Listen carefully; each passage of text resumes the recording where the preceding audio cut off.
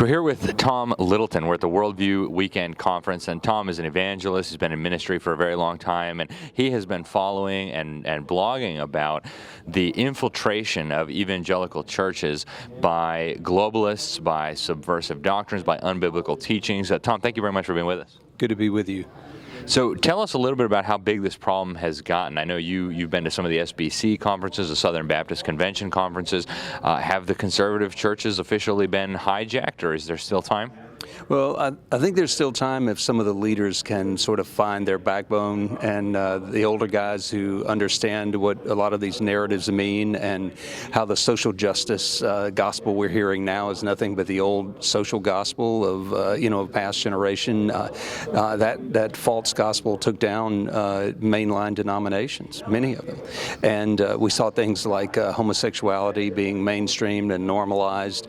We're seeing the same thing happen today. The push for racial reconciliation now has evangelical leaders out marching with Black Lives Matter, and often local pastors endorsing things like Black Lives Matter with no clue to the cultural Marxist training and the LGBT agenda of the founders, and even the spiritual darkness and the witchcraft and stuff that they own up to practicing. So ironically, at the same time as we're seeing this decline and lack of perception, lack of discernment from the pulpits, we are seeing more grassroots people wake up and start seeing social justice curriculum in their Christian school agenda curriculum rising up, with this agenda having infiltrated almost undetected.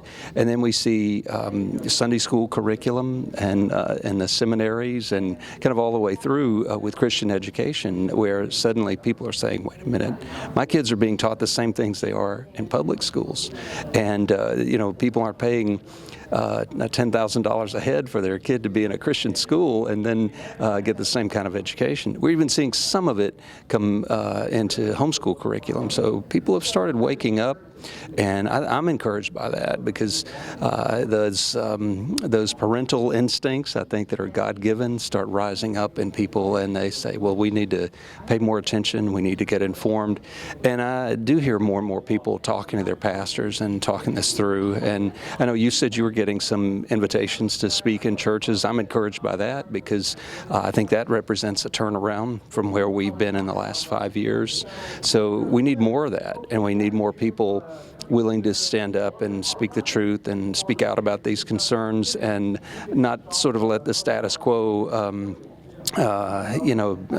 be their standard, and the idea of not rocking the boat. I mean, we've got a lot at stake, and we could lose it very quickly. So standing up, it's overdue. It's time to do it now. Yeah, I couldn't agree with you more. And, I think you have been on the cutting edge of exposing some of this stuff, like the LGBT infiltration into some of the even conservative denominations. So let's back up a little bit. What is wrong with normalizing homosexuality?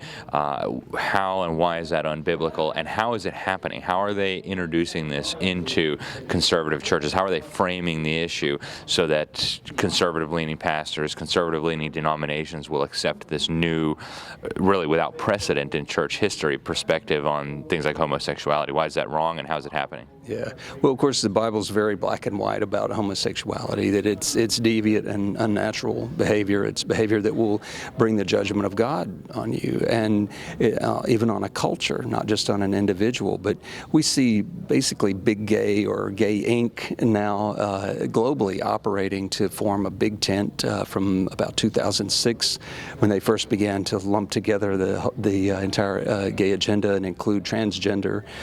We saw first gay, lesbian, bisexual, and transgender, then LGBT. All these were being marketed, by the gay lobby, and LGBT is what really caught on.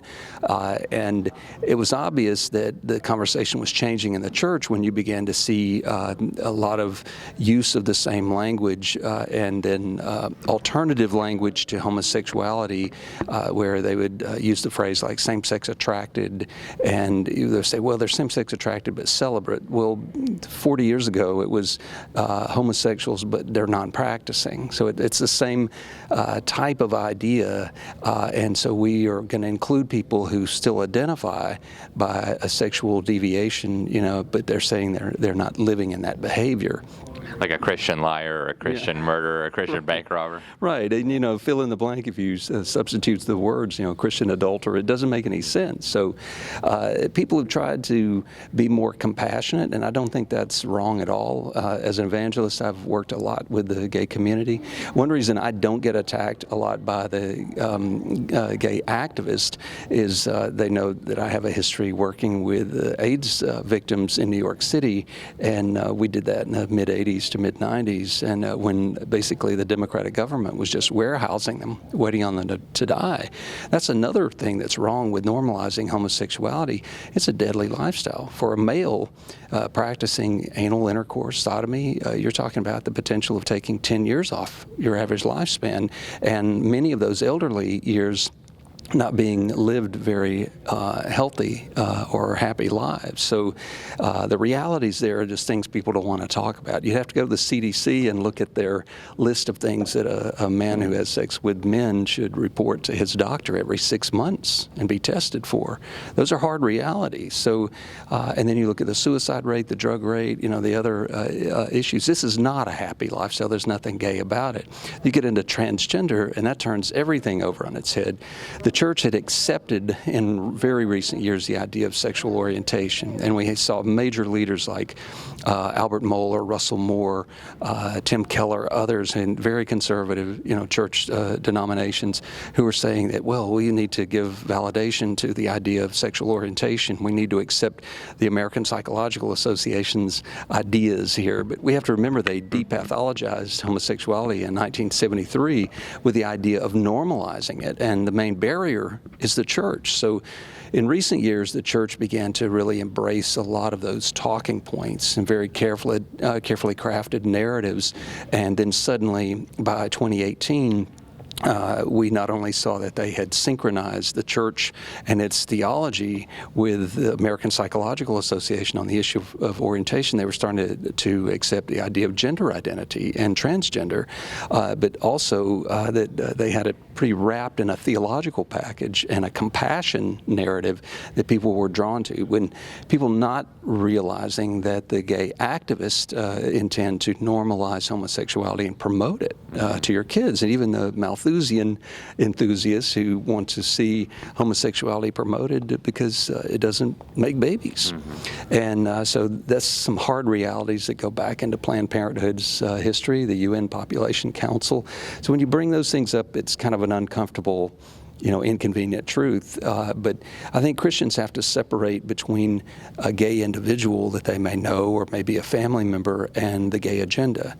We can love and reach out with the gospel to people who are trapped in this lifestyle and bondage, but we can't accept the agenda and the activists and all this international, funding and philanthropy that's being poured into normalizing it, and especially when that philanthropy and those efforts are aimed at the church.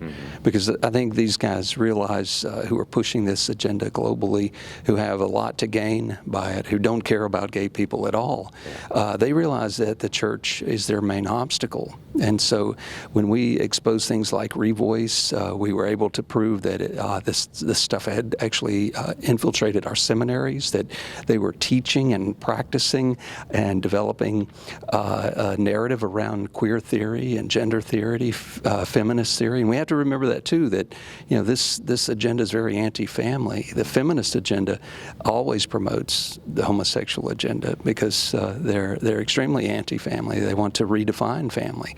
And using the church as community and providing a sense of family, this progressive, liberal, emergent church would be the perfect place for people to substitute the ideas of, God-given institutions of family and then adopt the sexual norms of the day, which are very deadly and destructive. Yeah, it's true, and you've really been one of the top people exposing this. So last time we talked, Tom, you talked about an evangelical deep state. And so my last question to you is, give us an overview. What is the evangelical deep state? Is it connected to the broader deep state? And how can and should churches and pastors and people in ministry and even lay people, just members of a congregation who are disturbed by some of this, how can the church resist? Well, obviously, people have come to believe that there are shadowy powers that are ruling and impacting, policy. I mean, I think since Donald Trump took office, we've probably seen more people converted to belief in the deep state, because he's been battling it every day of his administration. But there is an evangelical deep state, and the best way to persuade yourself of that is to start looking at some of the money from global philanthropy that is flooding into the church, where the Soros money influencing the church's refugee and immigration policy with ministries like World Vision and World Relief. These guys are cashing in tens of millions of dollars per year in government funding if they change their policy, and they're working to change the attitudes within the church toward Islam and toward Islamic proliferation, Islamic religious rights in America. So these things are moving very, very quickly. But you also see Bill Gates, funding with guys like Rick Warren and his global peace plan. Then he comes out at the forefront of the pandemic with all these resources for the churches, and he and Ed Stetzer, both who are involved in Lausanne movement, which is embracing the global goals of the United Nations. These guys are providing resources, even talking about churches becoming contact tracers. And so the pandemic's rolled out a whole new layer of understanding of the deep state and how there are evangelical leaders who are indeed in bed with the same powers. Now, attributing motive to that, something I try not to do, whether a guy's deceived and thinking he's doing well in that, or if he's just complicit, intentionally. I guess God can sort that out, but either way, it's, the outcomes are the same.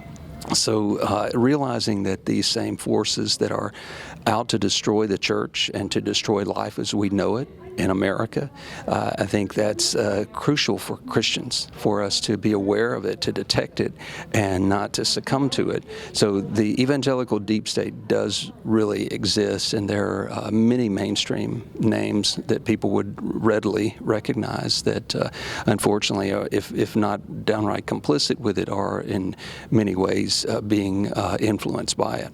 And how should the churches be resisting this?